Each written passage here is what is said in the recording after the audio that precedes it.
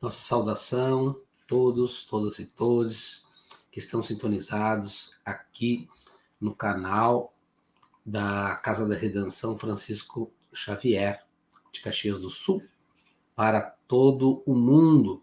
Nós agradecemos desde já a sua companhia. Este é um espaço de evangelização, de formação, de leitura, de análise, de aprofundamento, de estudos, né, que nós temos todas essas semanas. E se você que está nos acompanhando, está gostando dessa informação, por favor, nos auxilie, compartilhando com um amigo, com uma amiga, com uma pessoa querida, bem como pode dar o seu like, se inscrever no nosso canal, e à medida que você vai estar compartilhando, também vai estar contribuindo com o processo de evangelização, causando bem a uma outra pessoa. Essa é a nossa tarefa e a nossa missão principal. Nós temos como costume, no Leituras Espíritas, sempre começarmos com uma leitura breve e uma prece, e depois nós lemos um capítulo. Estamos lendo e fazendo estudo da trilogia de Joana de Ângeles, Médium Divaldo Franco, aquela trilogia que tem lá a obra Ilumina-te, Entrega-te a Deus e Liberta-te do Mal. Estamos lendo a terceira obra da trilogia, o Liberta-te do Mal. E cada semana lemos um capítulo e posteriormente a gente faz a discussão e as reflexões sobre o capítulo. Hoje, em especial, o capítulo que nós já vamos, depois da prece, realizar é sobre a comunhão com o mais além. Né? São verdadeiras bênçãos aí que Joana nos proporciona, leituras de capítulos breves com conteúdo muito interessante. Capítulo 15 do Evangelho segundo o Espiritismo, item 5. Caridade e humildade. Eis o único caminho para a salvação. Egoísmo e orgulho. Eis o caminho da perdição. Esse ensinamento está resumido nessas palavras. Você deve amar a Deus com toda a tua força e ao seu próximo como a si mesmo. Toda a lei e os profetas estão contidos nesses dois mandamentos.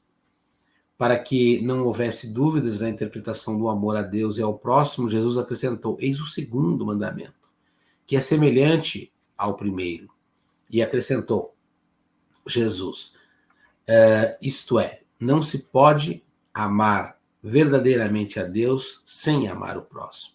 Nem amar o próximo sem amar a Deus. Assim, tudo que se faz contra o próximo se faz contra Deus. Não podemos amar a Deus sem praticar a caridade para com o próximo. Todos os deveres do homem se encontram resumidos nesse ensinamento moral. Fora da caridade não há salvação. E assim nós convidamos vocês que nos acompanham, aonde quer que você se encontre nesse momento, meu irmão, minha irmã, que o amor de Jesus possa alcançar a todos, nos banhando com o seu aroma, nos dando esperança, renovando as nossas energias e ampliando as nossas capacidades na direção do mais além. Com esse sentimento, com esse desejo, com o desejo de aprendermos, de evoluirmos através dos ensinamentos dessa doutrina, aqui nos encontramos com muita vontade, desejo sincero de aprendermos cada vez mais. Que o Senhor nos oriente e nos guarde, nos envolvendo em vibrações de paz e de amor, todos aqueles a quem chegar essa mensagem possam ser alcançados pelas vibrações do plano maior. E que assim seja. Boa noite, meu amigo e irmão Flávio. Prazer. Boa noite. É uma alegria, né? Recomeçar mais um capítulo, né? Mais um capítulo. E esses são capítulozinhos que ficam a semana inteira, né? Tocando na nossa alma, porque sempre é um desafio. Na semana passada, por exemplo, foi uma maravilha aí quando a gente estudou o capítulo que falava da fidelidade aos testemunhos. Joana sempre mostra as exigências que cada uma dessas questões traz.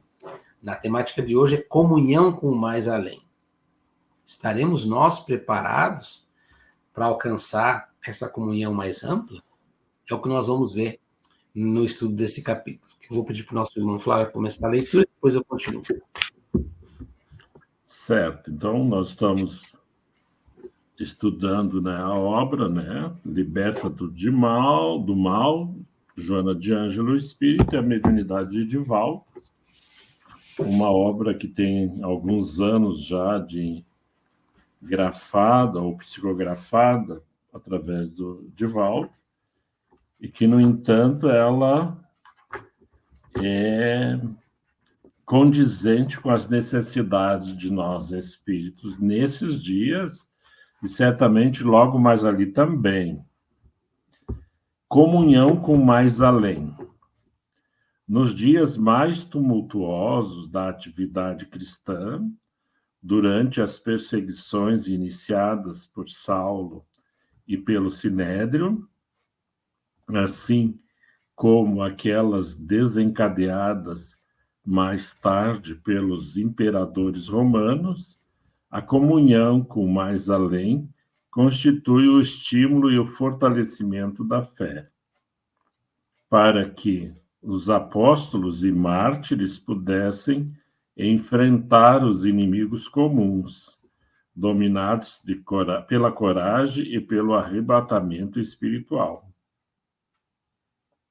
As incomparáveis comunicações dos espíritos com os trabalhadores da seara de Jesus vitalizavam-nos, oferecendo-lhes o divino pábulo, ou seja, alimento, para que não desfalecessem no turbilhão dos ódios desenfreados, que lhes arrebatavam tudo, humilhando-os, afligindo-os e lhes roubando as vidas mediante a urdidura de planos nefandos. A tirania farisaica era hábil em criar situações persecutórias, refinando sempre os métodos de antagonismo, através das infindáveis arengas com que envolvia a lei mosaica, de tal forma que ninguém, tornando sua vítima, conseguia fugir das injunções cruéis que promovia. Dessa inesgotável e generosa fonte da imortalidade jorrava a água lustral e cristalina que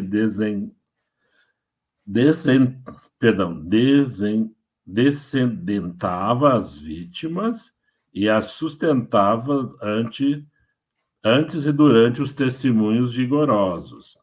Os métodos insanos das bastonadas e chibatadas, dos ferimentos nos lábios e na face, logo seguido dos apedrejamentos até a morte.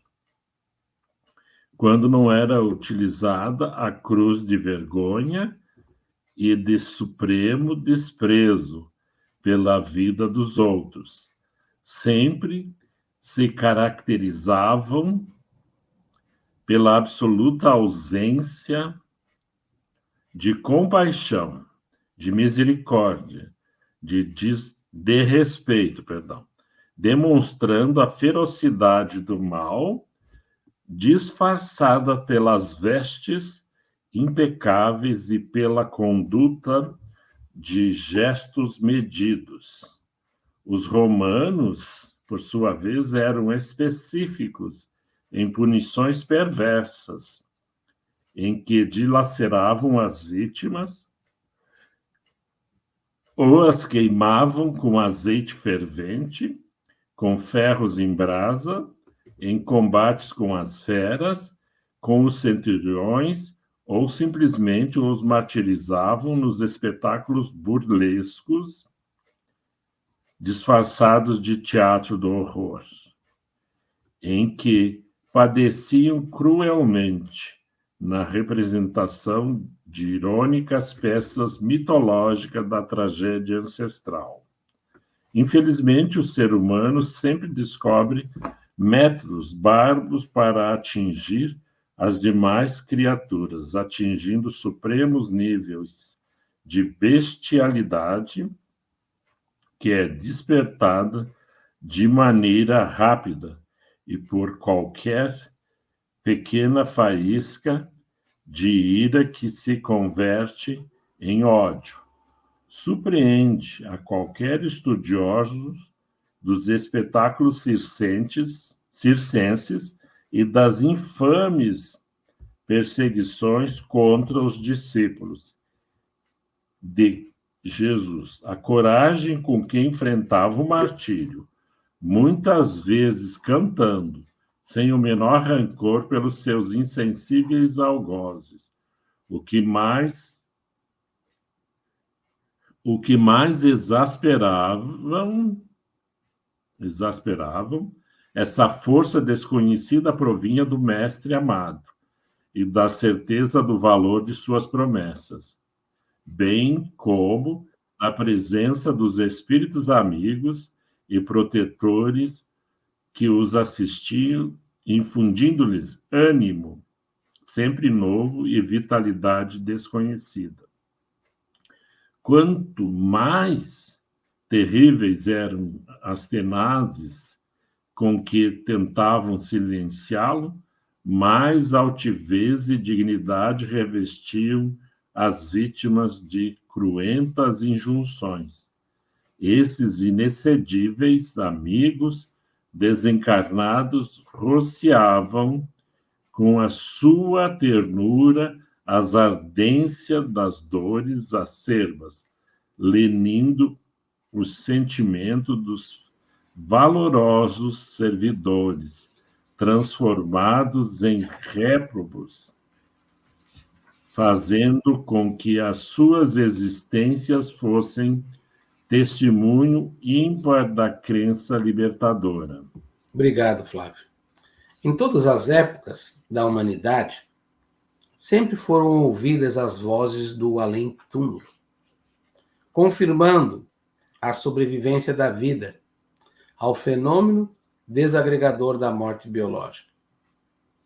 Foram os imortais que comunicaram ao mundo físico a sobrevivência em equívocos testemunhos de imortalidade.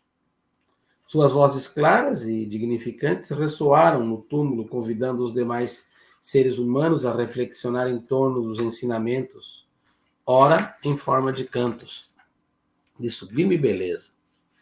Noutros momentos de informações complexas e verdadeiras, mas também mediante a graves distúrbios obsessivos que esmagavam os deambulantes carnais, constituindo a população pulsante do universo. Os espíritos no cristianismo têm sido a força viva e atuante ao lado dos seus irmãos da retaguarda material deles necessitados. Jesus dialogou com alguns apresentassem-se na condição de vampirizadores das energias de suas vítimas, ou vingadores das ofensas sofridas e não desculpadas ao largo do tempo, de igual maneira com o inesquecível legislador, Moisés e o profeta Elias, no memorável fenômeno da transfiguração, quando esses o reverenciaram. Foram, no entanto, a sua ressurreição gloriosa e a sua convivência com os discípulos após a morte na cruz que assinalaram de maneira explícita a grandiosa o intercâmbio espiritual que o Espiritismo adota na vivência dos seus postulados ensinados pelos próprios mentores e guias da sociedade. Mediante a esse intercâmbio de bênçãos, reformulam-se conceitos existenciais, abrem-se espaços para a esperança e a certeza da continuidade do amor, além dos limites orgânicos, para a felicidade, sem jaça após o portal de cinzas e de lama da sepultura. Por isso, as células cristãs do Espiritismo sempre terão nas comunicações espirituais a fonte geradora de luz, da imortalidade, para diminuir as sombras do caminho evolutivo, para a sustentação do ânimo dos seus membros. Para o encorajamento ao trabalho, quando o desfalecimento ameace as perseguições que prosseguem sob outros aspectos, atemorizem os corações menos fortalecidos.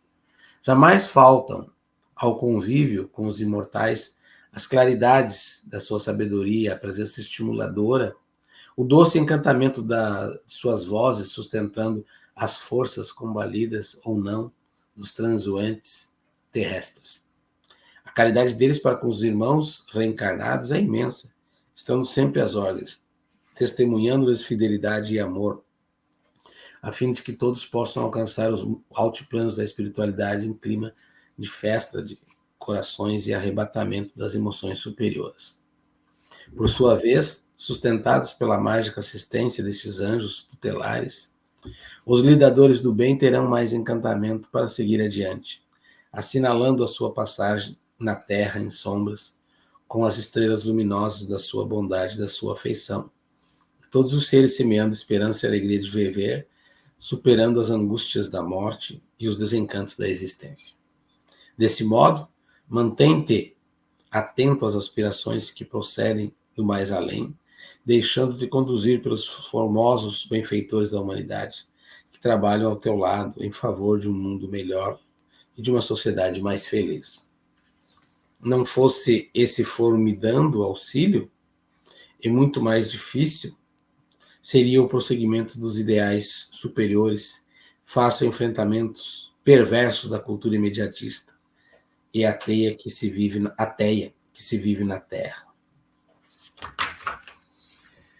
Nos inolvidáveis dias do martirológio cristão, enquanto as lágrimas e as angústias dilaceravam as esperanças das vítimas, confundindo-se com a psicosfera pestilenta dos recintos infelizes aos angélicos amigos espirituais, esparziam o zéfiro perfumado e aguardavam que as carnes despedaçadas libertassem-lhes os espíritos a fim de conduzi-los aos páramos celestiais vitoriosos após as refregas impostas pela evolução. Seja qual for, em qual situação te encontres, hoje, recorda Jesus sempre amoroso, oferecendo-te apoio e bondade, ao mesmo tempo facultando que os seus embaixadores rompam a cortina da matéria e entrem em contato contigo, através dos fios invisíveis da inspiração e do apoio. Segue adiante, sem temor, porque o curso da vida não encerra no túmulo. E, além dele, estua o amor vigilante e misericordioso. Temos aqui um convite a uma comunhão, que se chama Comunhão com o Mais Além,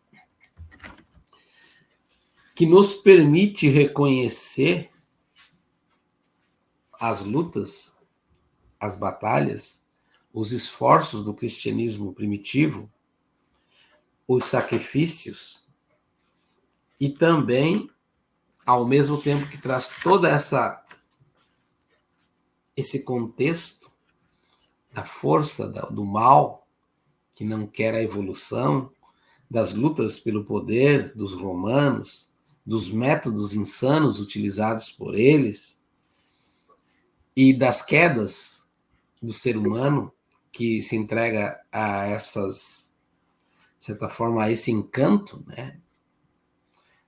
Vem, por outro lado, o reconhecimento de que, ao termos a figura do Paulo e de tantos outros que se foram, a doutrina dos espíritos nos traz a possibilidade de reconhecer esse contato e os saberes aos quais comungamos do mais além. Dia desses eu estava fazendo uma exposição sobre mediunidade, que aqui fala da comunhão com o mais além, e a mim me chamou muita atenção, né, o presidente da federação, o coordenador do setor de mediunidade da Federação Brasileira, esteve aqui em Rio Grande no ano passado, e ele, Jacobson Trovão, fez uma palestra maravilhosa sobre essa questão da comunhão com o mais além e das influências do outro, do mais além na nossa vida. Ele diz que nós, e aí pegando aquela questão 459, agora me ocorreu aqui, isso eu posso desenvolver em outro momento, mas nós normalmente temos uma visão muito reducionista da questão 459. E a questão 459 diz assim: os espíritos, ou o mais além, no caso que estamos lendo aqui, influenciam, em que medida os espíritos influenciam a nossa vida? E a resposta dos espíritos é muito mais do que imaginamos.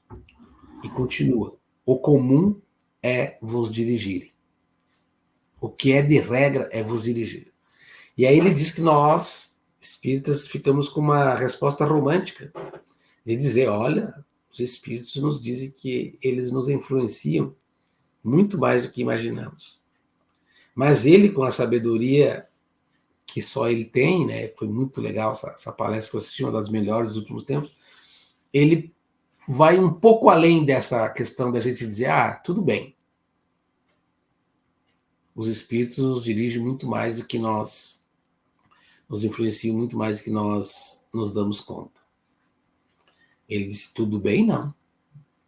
Tem 3 perguntinhas aí que precisamos fazer depois disso, dessa comunhão com o mais além. E ele fez as 3 perguntas, refletiu longamente sobre elas, com denso conhecimento doutrinário. A pergunta primeira é: como eles nos dirigem? Só sobre isso aqui foram lá mais de 20 ou 30 minutos. A segunda pergunta é: por que eles nos dirigem? Veja. E a terceira pergunta, não menos importante, é: quem nos dirige? Nessa comunhão com o mais além. E foi muito interessante, né? Uma hora dessa eu vou fazer essa exposição completa aqui na nossa casa, porque ele nos permite a ampliar um pouco o sentido da nossa compreensão dessa relação com o mais além, dessa comunhão com o mais além. Essa comunhão com o mais além, ele disse assim: olha, você pode até cair numa visão fantasiosa, sim, eles nos dirigem, mas muitas vezes sem saber quem, muitas vezes sem saber porquê, e muitas vezes sem saber o como. Então, eu posso estar sendo influenciado sem saber. E aí eu estou vivendo, não é a realidade, né? Que realidade eu estou vivendo? Porque é muito forte a resposta dos espíritos. Eu comecei a me deter, refletir muito sobre isso. A resposta diz assim: muito mais do que vocês imaginam. O comum é vos dirigir. Então, aqui se assume uma premissa de que nós somos dirigidos. E o Flávio sempre me ensinou: olha, veja o que é teu e o que não é teu. Sonda-te, avalie o que é teu do que não é teu. E aí, quando a gente começa a fazer esse movimento mais de reflexão, a gente vai se dar conta, né, de vários movimentos que acontecem, que somos nós somos nós com os nossos sentimentos, somos nós com os nossos desejos, somos nós com os nossos pensamentos. Aí ele vai trabalhar cada uma dessas dimensões. É uma longa conversa, não quero adentrar aqui a mais nisso, mas quero trazer de que é tão profunda a reflexão do Jacobson Trovão que ele chega até a dizer que não existem 2 mundos. Nós falamos, o lado de lá, o lado espiritual, e o lado de cá, material. Não existe 2 mundos. Existe o mundo espiritual. Nós estamos embebidos, encharcados no mundo espiritual. Se pudéssemos ver o que está acontecendo agora, nesse momento, estaríamos todos, os espíritos estão acotovelados conosco. E é profundo isso, mas ao mesmo tempo dá um conhecimento dessa comunhão com o mais além E, de certa forma, falando isso, sem aquela coisa fenomênica, traz uma libertação, essa compreensão que é fantástica. Jacobson chega até a dizer que o outro grande erro é a questão 159. A questão 159 é quem é o médium? No livro dos médiuns. Médium é todo aquele que sente a influência dos espíritos. Aí ele diz que há uma outra confusão. Nós confundimos mediunidade com fenômeno mediúnico. E aí ele faz a diferença brilhante sobre o que é a mediunidade, destaca ela em 5 passos, que todos temos. Por causa da mediunidade, nós estamos vivos, inclusive. E aí o fenômeno mediúnico é uma das manifestações da mediunidade relacionada. Uma das. É muito libertador. Estou dizendo isso porque, ao me pegar lendo Joana aqui, eu fico vendo assim da importância que é para nós essa informação. A conexão, a comunhão com o mais além, aquilo que nós devemos cultivar, aquilo que nós cultivamos, até a conexão, né, a forma como a gente se relaciona com aquele que a gente diz obsessor. Ele dá um exemplo muito, muito fantástico, né? O Jacob Trovão diz o seguinte: 2 amigos que se gostam muito, têm grande simpatia um pelo outro e vivem a vida normal aqui. Um deles desencarna. Aonde é que você acha que ele vai parar? Ele vai estar próximo do amigo dele. No primeiro momento até dá uma sensação assim. Depois vai começar a complicar. Porque ele vai querer viver aquilo que eles viviam antes. E aí começa a gerar os dilemas. Para trabalhar a ideia que não necessariamente foi uma leitura equivocada, essa visão que meio que demoniza o obsessor. Na maioria das vezes, nessa comunhão, são afetos ou vínculos nossos. Tem aquele, obviamente, que vem para cobrar a fatura, mas são afetos ou vínculos nossos que, por simpatias, desejos, sentimentos, proximidades, por similaridades, similitudes, como se diz, estão conosco nessa jornada. E aí a comunhão, né? Joana faz o convite aqui, dizendo que é altamente benéfico essa comunhão, inclusive para reconhecer a tese de que o Espiritismo não só matou a morte, como uma, de certa forma, um axioma indubitável de que a vida continua, de que a população do planeta é muito maior do que nós conhecemos, de que a imortalidade da alma ela supera a queda física daquele corpo que vai aos poucos se degradando ali no túmulo, mas vai mostrando que a vitória é da vida e de que, assim como Paulo tinha essa comunhão mais profunda, muitos outros fizeram esse movimento e que os primeiros cristãos, a gente leu isso na semana passada aqui, os primeiros cristãos tinham que fazer o sacrifício das suas próprias vidas e que agora a nossa luta é o sacrifício do nosso egoísmo.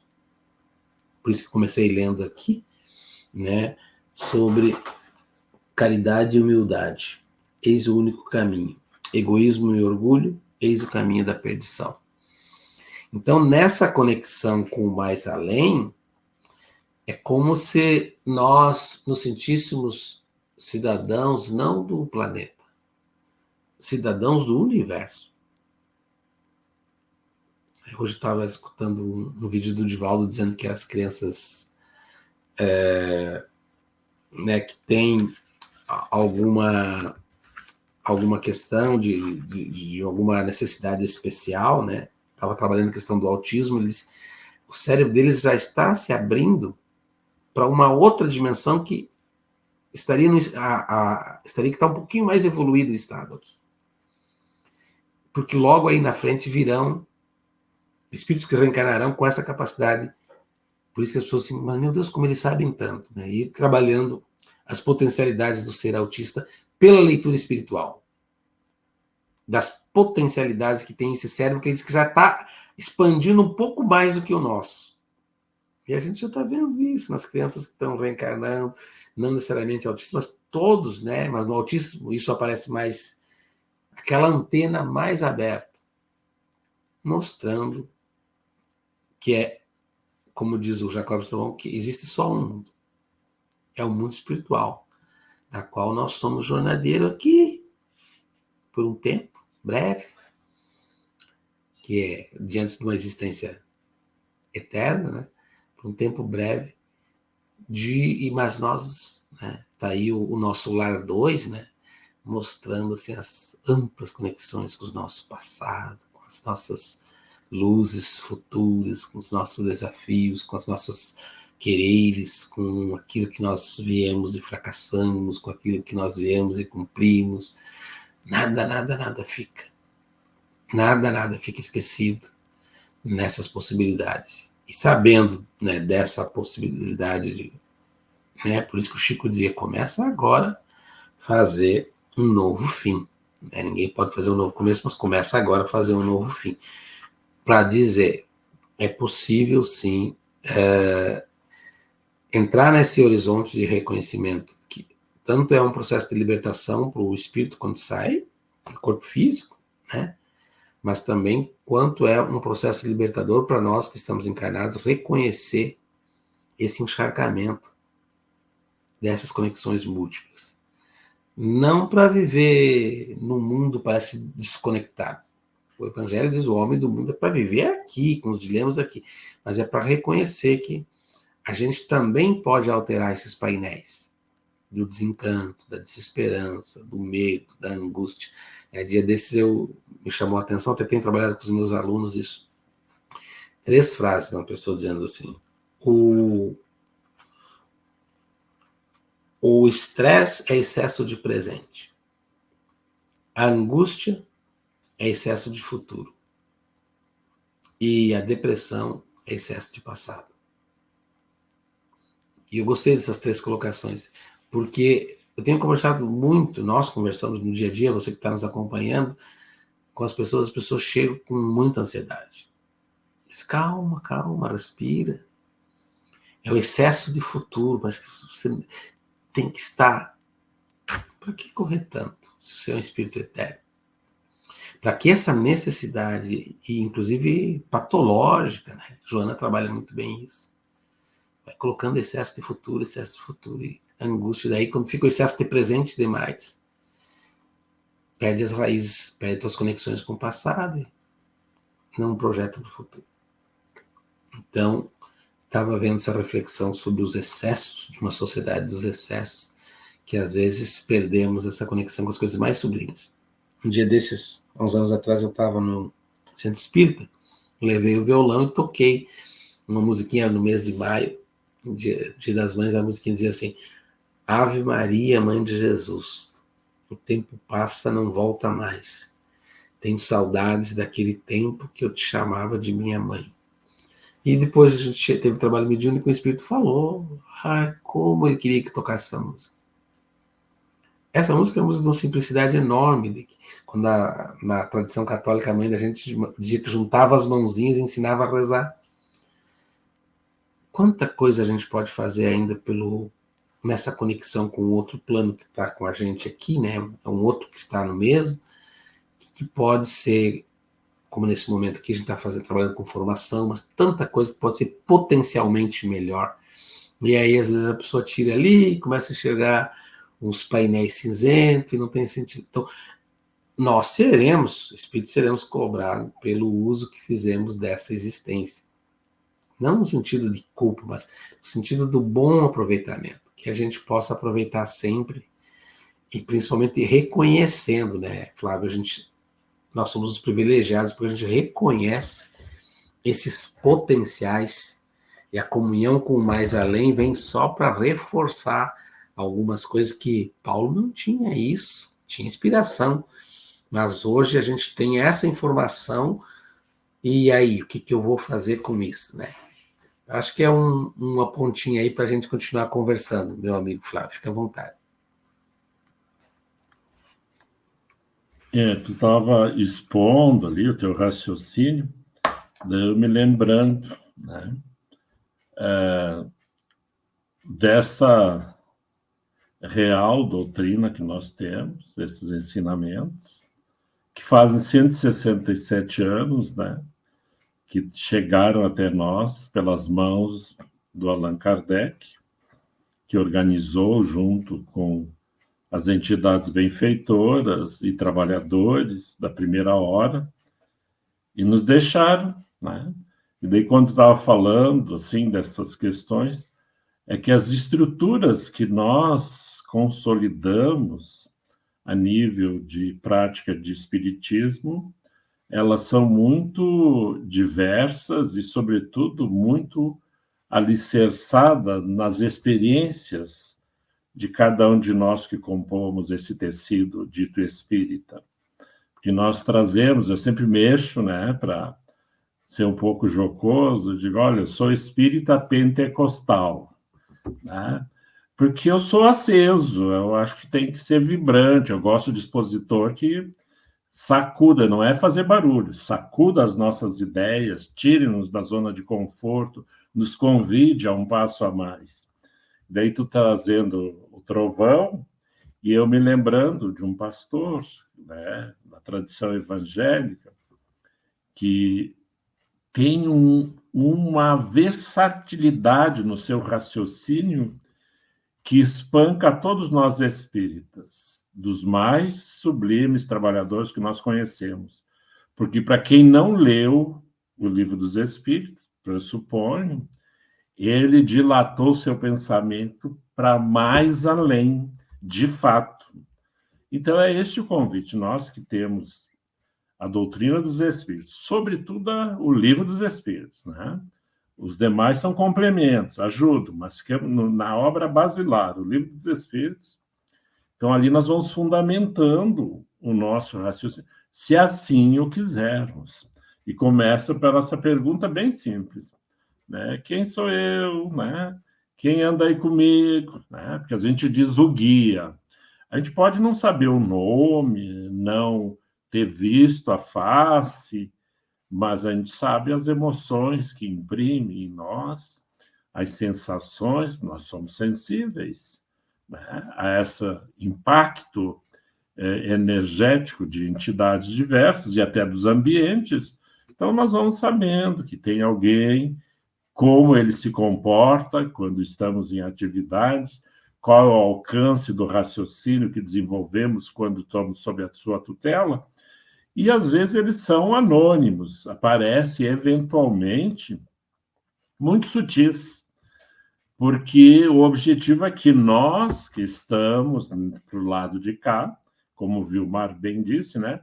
A gente é aquela mó, nos ataram e jogaram nesse mar revolto da reencarnação, nessa experiência de exercitar a nossa divindade, a nossa imortalidade, a nossa universalidade. Então, nós somos seres para além do nosso tempo.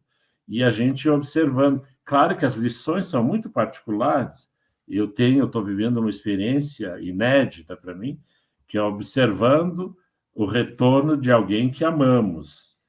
E daí eu fico acompanhando, vendo, de longe, porque hoje é tudo longe, as coisas, mas eu fico observando, e quando está perto, né, do esforço daquele ser que está recomeçando, a quem eu amo muito e estou aprendendo a respeitar, não impondo as minhas crenças à minha família, que não é espírita, mas eu fico a observar o comportamento, o que mudou na minha família depois que essa pessoa se reapresentou no nosso cenário existencial. Então, é isso que nós temos que tirar por medida desse contato com o mais além, porque a gente fala de reencarnação, mas parece conto da carochinha. A gente fala de imortalidade, a gente dá vexame no sepultamento dos amados, né? Porque a gente não demonstra né, a envergadura que temos de conhecimento, que a gente tem que levar nos termos um comportamento. Claro, não estamos falando da santidade, né, extremada, e nem também que nos cobramos com as cinzas, como está lá no Evangelho. E para sublinhar isso, vamos lembrar dos grandes nomes de Jesus na Terra. E eu vou pegar um que é singular, que é único.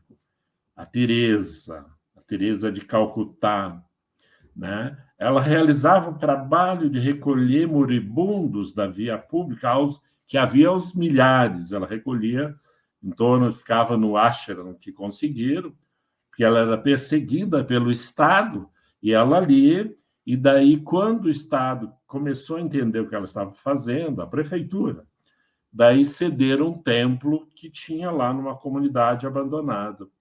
E lá ela botava em torno de 200 homens e mulheres, tudo a um passo da morte.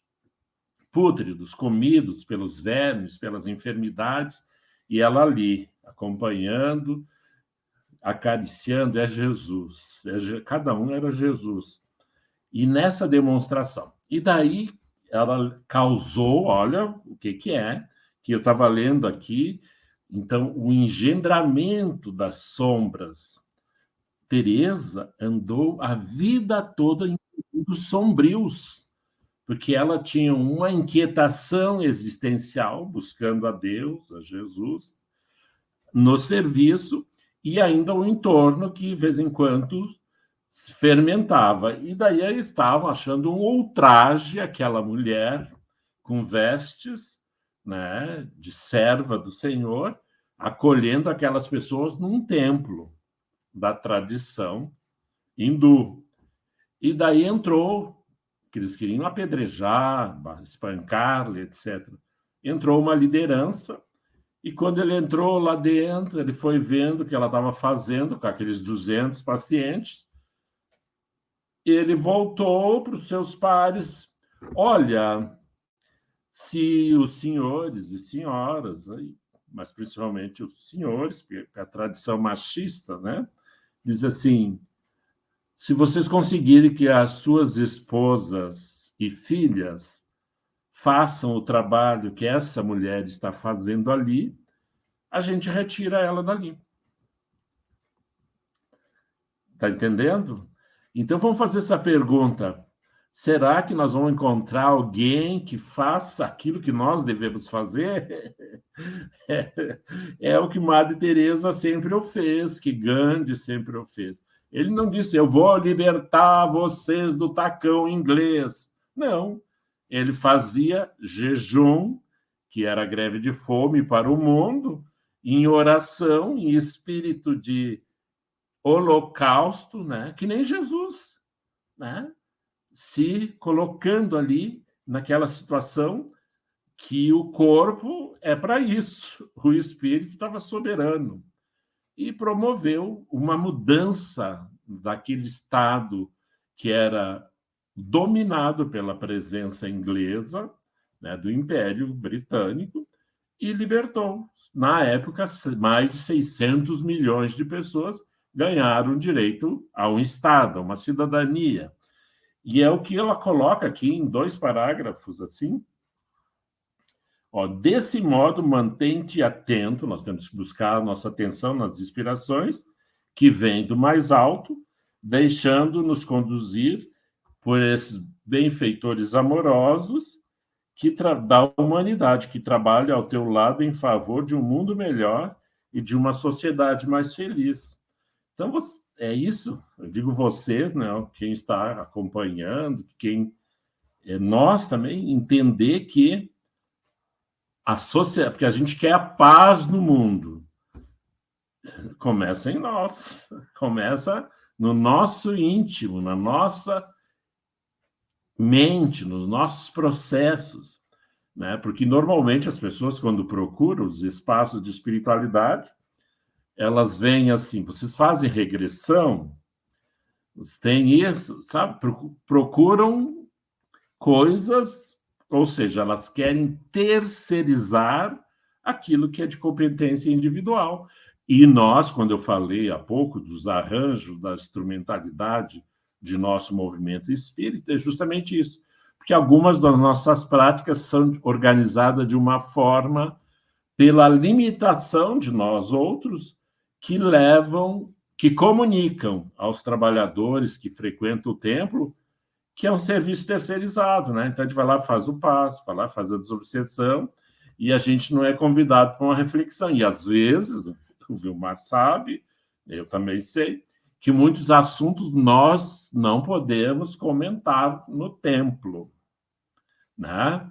E daí, se nós pegar o pensamento de Madre Teresa de Calcutá, que mulher à frente dos séculos. Cada templo desse onde ela acolhe, tem no Brasil, viu, gente? Não se preocupa, tem no Rio de Janeiro, tem no Amazonas, lá, recolhendo os venezuelanos, lá no Boa Vista, etc. Ela diz, é um tabernáculo. Já pensou? Cheio de necessidades e a orientação que ela sempre deu às suas companheiras de trabalhos e padres, confrades. É os mais pobres, entre os mais pobres. Então é isso. E talvez o mais miserável na nossa situação familiar sejamos nós, que temos que fazer essa ruptura. E o Vilmar apresenta as crianças que vêm com esse espectro, né? Que um dia eu teci um comentário e depois eu fiquei me perguntando, mas é a espiritualidade? Que às vezes a gente fica, né? Tem um amigo nosso, um jovem, eu não sei se é 20 e poucos anos, ele tem Down e um espectro de autista. E daí ele se apresentando, daí nós estávamos fazendo um atendimento num grupo, num retiro, e daí o pessoal às vezes fica tentando o burlesco, como a Joana coloca, sabe? O espetáculo, eu digo, olha, a orientação que está vindo não precisa de espetáculo, não precisa de corporação, não precisa nada. E nem de pena, porque esse espírito está ancorado nesta realidade biológica. Mas nós somos muito atrapalhados na compreensão que Deus não pune a ninguém.